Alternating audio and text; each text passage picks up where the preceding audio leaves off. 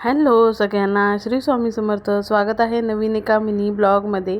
आणि छान अशी तयार होऊन जरा आरशासमोर शायनिंग मारली आणि म्हटलं चला आता पटपट कामाला लागूया. आज आहे मार्गशीर्ष महिन्यातील गुरुवार.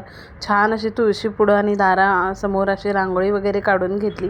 आणि माझ्याकडं हे प्लांट्स वगैरे आहेत काही काही. त्याच्यामध्ये मी खऊची पानं लावलेली आहे, तर रामफळाचं आहे, पेरूचं आहे, शेवंतीची फुलं आहेत. म्हणजे गुरुवारच्या पूजेला जे साहित्य लागतं ते बऱ्यापैकी माझ्याकडं आहे. बाहेर जायची गरज नाही. छान अशी फुलं वगैरे, शेवंतीची तर फुलं एवढी होती, पण झाडावर मला ती खूप छान वाटतात.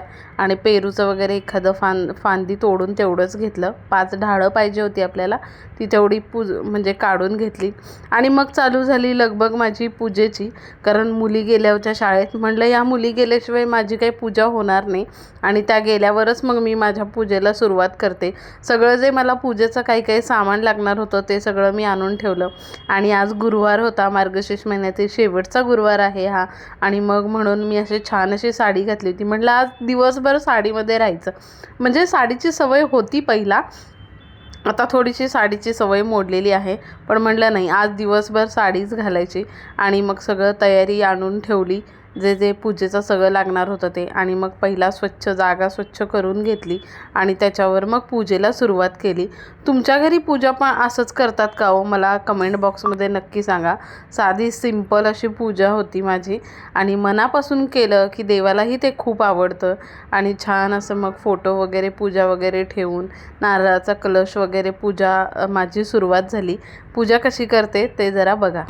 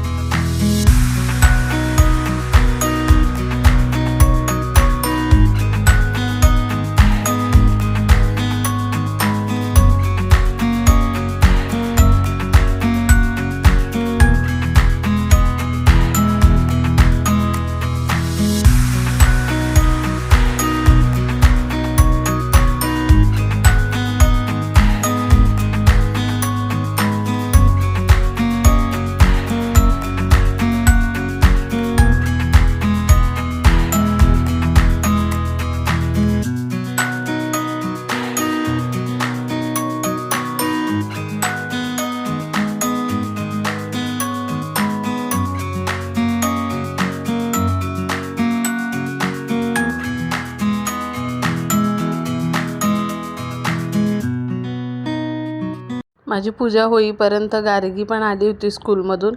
मग गार्गीबरोबर छान असं मग दिवाबत्ती वगैरे सगळं करून घेतलं. आणि गार्गीला जेवण बनवलं होतं, तरी पण तिला वरीचा भात खायचा होता. मी शक्यतो साबुदाणे खात नाही, कारण मला ॲसिडिटीचा खूप त्रास होतो. मग मी वरीचा भात आणि ताक बनवलं होतं. खोकला झाला आहे तरी पण ताक आणि वरीचा भात खाल्ला. म्हटलं साबुदाण्यापेक्षा तरी बेटरच आहे. मग गार्गी पण बोलली की मला पण तेच खायचं आहे. म्हटलं ठीक आहे, मग तू पण हे कर. मग तिला पण मग मी चारून घेतलं. थोडंसं दुपारी तिला झोपवलं, कारण मग ती संध्याकाळी उशिरून झोपते. संध्याकाळची मग पूजा, दिवा, अगरबत्ती सगळं लावून घेतलं. छान अशी पूजा झाली होती. मन प्रसन्न वाटत होतं. आणि सकाळीच पूजा केली होती, म्हणजे दिवसभर पूजेचा जो सहवास असतो तो भेटेल म्हणून. आणि छान अशी पूजा झाल्यानंतर मला आमच्या अपार्टमेंटमध्ये जे आहेत लेडीज, त्यांच्या घरी पण हळदी कुंकवाला जायचं होतं. तर अर्धा मग मी स्वयंपाक बनवून घेतला होता आणि पुस्तक वाचून घेतलं. म्हटलं मग तिथून त्यानंतर मग जाऊ आपण. आणि पुस्तक वगैरे वाचून वगैरे घेतलं. आणि सगळं आवरून झाल्यानंतर आरती वगैरे केली. मनूला आरती करायची होती, तर म्हटलं ठीक आहे चालेल, तू कर आरती.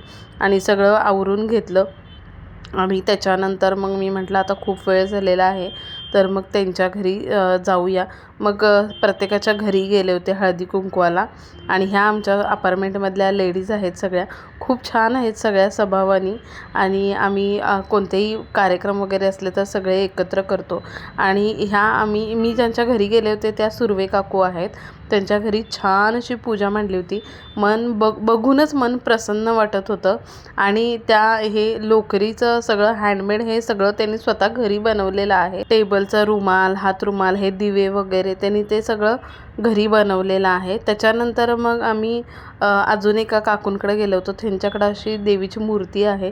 बघितलं की खूप छान आणि प्रसन्न वाटत होतं. त्याच्यानंतर मग अजून एक फ्रेंड आहे, त्यांच्या घरी गेलो होतो आणि आमचा फोटोशूट चालू होता.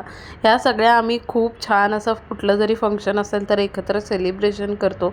घरी आल्यानंतर मी माझ्या दोन्ही मुलींना पहिला हळदी कुंकू लावून त्यांचे आशीर्वाद घेतले, कारण माझ्या घरच्या खऱ्या लक्ष्मी, माझ्या ज्या घरात सुख समृद्धी आहे ते त्यांच्यामुळं आहे आणि त्यांचा आशीर्वाद घेणं हे माझ्यासाठी खूप महत्त्वाचं आहे. त्याच्यानंतर नैवेद्य दाखवला. आता आपल्याला यूट्यूबची फॅमिली वाढवायची आहे तर एक लाईक नक्की करा, सबस्क्राईब करा. भेटूया नेक्स्ट ब्लॉगमध्ये. धन्यवाद.